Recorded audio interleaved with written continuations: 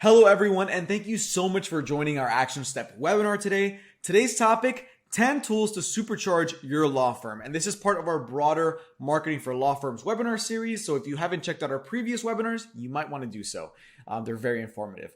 With today's topic being 10 tools, our goal is really to get the juices flowing on multiple tools and concepts that can hopefully improve your law firm's marketing. If you pick up on just a few tools today, then my goal has been achieved. So without further ado, let's get started. In today's session, you have myself, Lionel Rivera, the Digital Marketing Manager for ActionStep. You also have Matt Stoneman, the Creative and Brand Manager for ActionStep. With both of us, you have two marketing professionals with many years experience in digital, working for startup companies, global brands, and tech companies.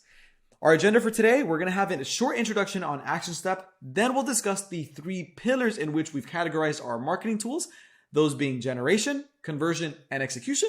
Then we leave it open for questions. So let's get started. A little bit about ActionStep. ActionStep is, of course, a legal practice management software that is accessible from anywhere and built for customization. Transform your firm's productivity at every single step with one software for CRM, matter management, document assembly and storage, time and billing, client and office accounting, reporting, and so much more. Workflow, templates, and task automation give you confidence in your processes. ActionStep's flexible configuration provides a complete firm management system for every step of your journey as a law firm. Our software adapts so you don't have to.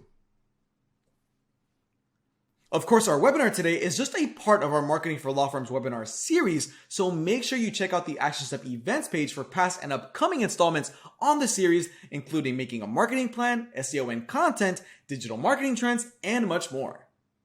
Looking at the three pillars we set aside for today, it's important to understand that a tool or concept in one pillar may have a hand in another pillar. Marketing is, of course, a complex topic, but we think we've organized these in a way that make a lot of sense. For example, under generation, we have investing in SEO, search engine dominance, unifying social media, and testing out paid social. For conversion, we have, of course, optimizing for conversions, mobile friendliness, and creating beautiful content. For execution, we have project management, organized campaigns, and data gathering and recycling. So without further ado, let's jump into generation. First up, we have invest in SEO. We've talked about SEO in the past in a previous webinar, but briefly, SEO of course refers to your search engine optimization, which is the practice of improving your website so that you have a higher chance of popping up organically for relevant search terms. One of the best tools to help you on your SEO journey is Google Search Console. So it really behooves you to install Google Search Console because it is a free tool by Google that monitors your organic search performance. And all you have to do to reap the benefits of Google Search Console is install its script, its code onto your website and start gathering data. Up here, you can see an example of Google Search Console's dashboard, and you can already see some valuable information. Your total clicks, your total impressions, your average click-through rate, which refers to the number of people, the ratio of people that see your web link versus the people that actually click through to your website. And of course, your average position, which is a very important metric to keep track of, right? That being the average rank you have on a search engine results page for a particular keyword. If you rank number 3, if your average position is number 3 for example, personal injury lawyer, then you are the third result. If you're number 50, if your average position is 50, then you're number 50. You can see here that the KPIs and metrics that Google Search Console keeps track of are very important for SEO and can really help you improve it in a much quicker manner than if you didn't have this information. Some other tools to help you on your SEO journey are Answer the Public and BuzzSumo. And I'm personally a very big fan of Answer the Public. Here on the right-hand side, you can see an example of Answer the Public, which provides a web of questions that relate to a key term. So you would visit answerthepublic.com, put in a key term such as personal injury lawyer, and then Answer the Public will spit out a ton of questions that are relevant to people who are searching up for this particular key term, such as when should I contact a personal injury lawyer? Why should I contact a personal injury lawyer? And these may seem like common sense questions to yourself, but these are questions that you can create content around that can provide a lot of value and improve SEO in the meantime. Which leads us, of course, to developing content targeting 1 to 2 keywords. Once you have some keywords you think are valuable, develop some content, whether that be a blog, webinar, social post, maybe fleshing out some web pages that can improve your SEO, add value, and you can use in multiple different ways across your marketing stack.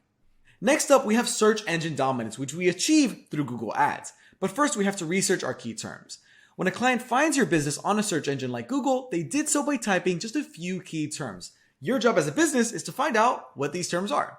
You can use a tool like Ubersuggest, which you see on the right-hand side here, to research key terms that your competitors' websites rank for to get some idea for targetable terms. So you would get your competitor's website domain, paste it into Ubersuggest, and Ubersuggest would tell you what key terms that website is ranking for.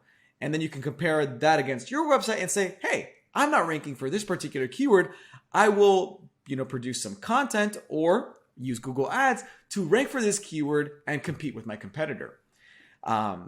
Following up with that Google Ads example, you can gather those key terms that are important to you, such as personal injury lawyer, which you see on the right-hand side as an example, and pay to be at the top of search results for that particular keyword. You would then pay Google for every click to your website, which of course varies depending on the keyword. And as you learn which keywords, ads, web pages perform well, you can optimize to favor better performance. On the right-hand side, you can see that example for personal injury lawyer. So if you were to target the keyword personal injury lawyer, you would then create an ad with headlines, some subtext, some more features underneath the ad to incentivize people to click through to your website. It is important to know, and I can't stress this enough, these Google ads appear before the number one organic spot. So you pay for the privilege to be at the very top of search results. Google ads are, of course, a very complex topic, which we may have to dive into at a later webinar.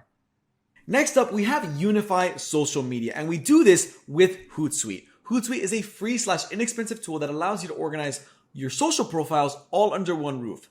Connect all of your profiles, schedule your posts, and engage your audience in one place. On the right-hand side, you can see an example of the Hootsuite dashboard, which organizes every aspect of your social media. You can see the feeds here. You can engage your audience. You can look at your comments. You can see your likes. You can see your reports, everything in one place. But it's not just enough to have everything in one place. You have to have a cohesive strategy. Plan out your social media posts, maintain a consistent message, experiment with your content, and add value with your posts. It's important to ask yourself that same fundamental question every single time. Am I adding value to my core audience? And Hootsuite can actually help you learn this with the engagement data that you get within the platform. So if you haven't already, try out Hootsuite. It's a very powerful tool. Last but certainly not least for generation, we have experiment with paid social, which of course refers to powerful targeted ads on social platforms like Facebook and Instagram.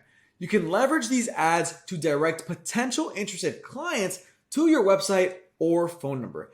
You can do this, and I know this sounds complicated, by identifying who your target audience is, who is that target client, and building out audiences in Facebook and Instagram that match this profile. You can do this with multiple attributes such as age, gender, location, interest, etc. For example, somebody who might be interested in a personal injury lawyer.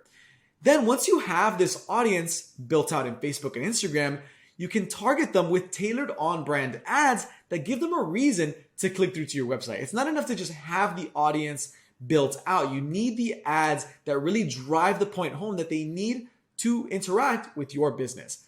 I know Facebook and Instagram ads can sound like a complex topic, and they most certainly are, but it's important to understand them and to experiment with them, because if you don't, you can be missing out on potential clients. And with that, I pass the baton to Mr. Stoneman. Thanks, Lionel. As Lionel said, I'm Matt Stoneman, Creative Brand Manager here at ActionStep. I'll be taking you through the second and third pillars, conversion and execution. The first focus of our conversion pillar is how to optimize for conversions and refine how your clients get in touch with your firm. Key here is to take a step back and put yourself in the shoes of your visitor. You want to think about the concerns or the questions the client may have at that stage before submitting the contact form. Often they're concerned about what happens after the form is submitted. Should they expect a phone call, or will they be requested more information? Or how long is your team's response time? All this information is great to preload and have on that page before the form is submitted. Additionally, keep your forms concise. Data has shown that forms of 3 to 5 fields often work best, while longer forms suffer from lower and lower conversion rates. Our next focus for conversion is creation of mobile-friendly pages. To give context, in 2021, over half of all pages loaded were on mobile devices. Obviously, this does change a certain amount based on demographics, but regardless, it's going to be a considerable portion of your website that needs to be catered to. You may also have heard that responsive sites are important. For those who don't know, this is when a site can adapt to fit the device that's requesting it, be that a phone, a tablet, a laptop, a desktop, what have you.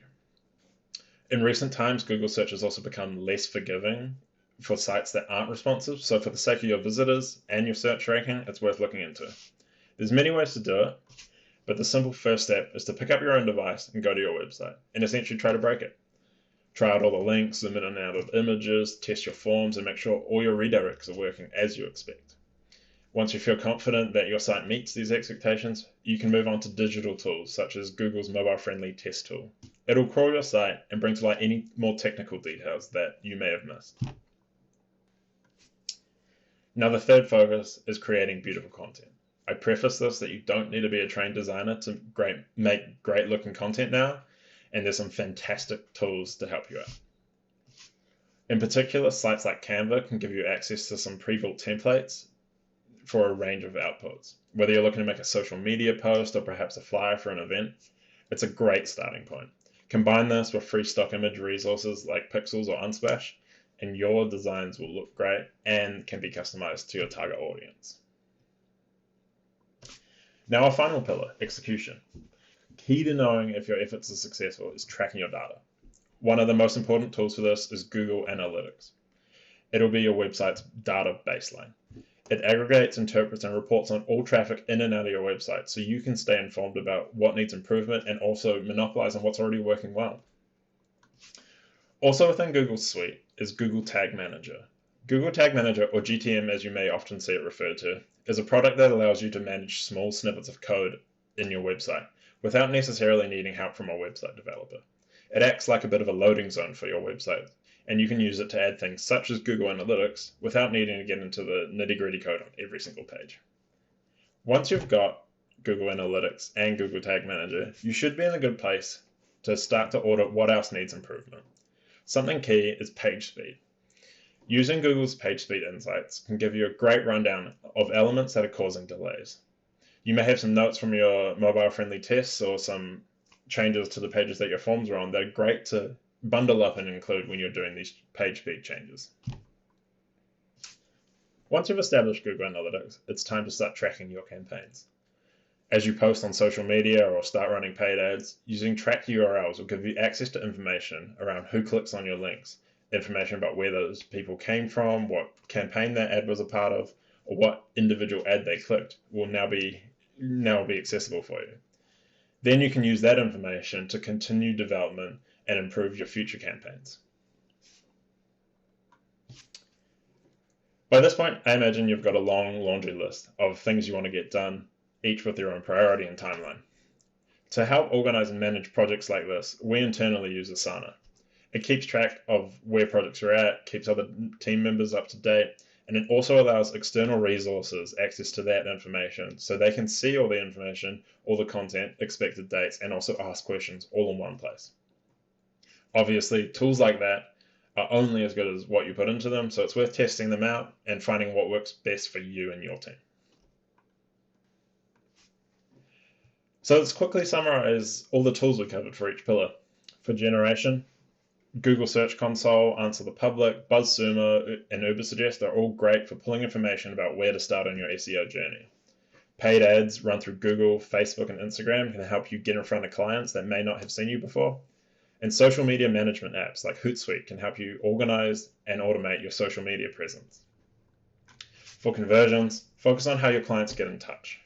Focus on how those forms are put together and the pages that those forms are on. And make sure the information that a visitor will be looking for is present on that page.